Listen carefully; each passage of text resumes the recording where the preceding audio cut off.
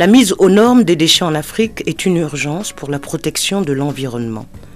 Définir une technologie qui permette la maîtrise du cycle de vie d'un déchet, du moment où il est produit, collecté et transporté jusqu'à son arrivée à la décharge, est un impératif de développement.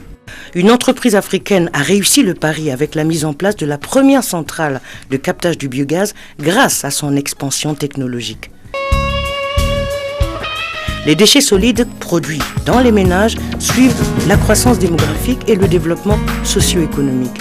Ce qui fait qu'à l'heure actuelle, la qualité des déchets produits dans plusieurs villes africaines pose le problème de leur collecte et de leur traitement.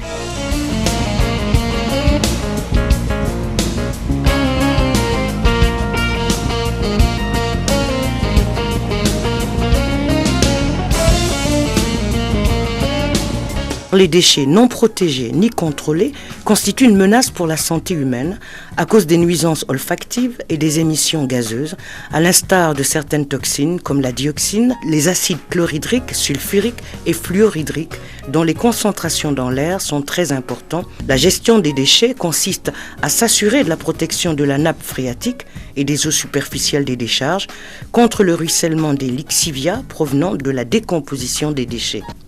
Les décharges dégagent du biogaz qui se diffuse naturellement dans l'atmosphère, produisant une pollution locale, odeur, et globale sur l'environnement, gaz à effet de serre.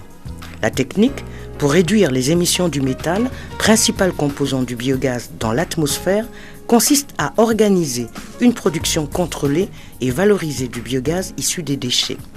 Il s'agit à terme de convertir le méthane, un gaz hautement toxique, en gaz carbonique moins polluant. Le captage et la destruction du méthane vont avoir un impact sur les changements climatiques.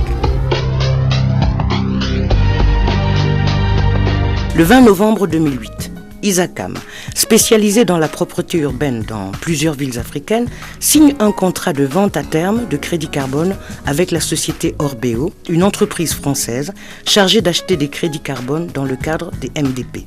Pendant des mois, des ingénieurs vont ausculter le sol, tester les déchets pour en dompter les effets, modelant l'inclinaison d'état produit par l'enfouissement des déchets, nivelant ici et là pour permettre au liquide de couler. C'est sur le site de Nkolfulu. Le travail se passe en plusieurs phases sur un site divisé en de nombreuses zones. Des casiers vont servir de bassin d'expérience pour capter le biogaz.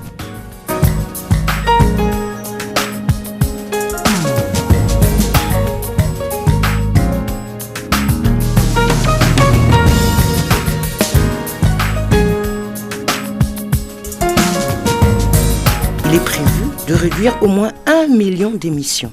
Il va donc falloir aplanir, déterrer, raccorder, définir le réseau de circulation, affiner, contrôler, relier. C'est un système complexe de fils, de fer, de terre. Il faut remuer le sol, incliner les tas, forer les puits, faire passer les tuyaux et conduire le méthane jusqu'à la torchère. Et là, elle capte le gaz et le débarrasse de sa toxicité.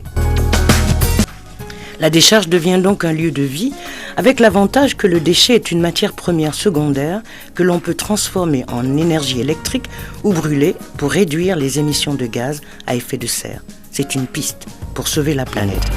Qui aurait pu imaginer qu'un jour au Cameroun, l'on verrait une décharge avec des équipements sophistiqués, où les émissions sont gérées par un centre de contrôle. Le projet MDP de Yaoundé Nkolfulu est un projet à rentabilité écologique et exprime un partenariat qui change les fondements de la coopération Nord-Sud. Nkolfulu abrite la première centrale de captage du biogaz d'Afrique centrale. Un projet long. Construction, concertation, analyse, évaluation, prolongation de la chaîne, l'étape de la transformation du déchet et donc de l'innovation et de la diversification. Cette décharge préfigure la nouvelle dimension de la société Isacam, mais aussi l'espoir de la planète.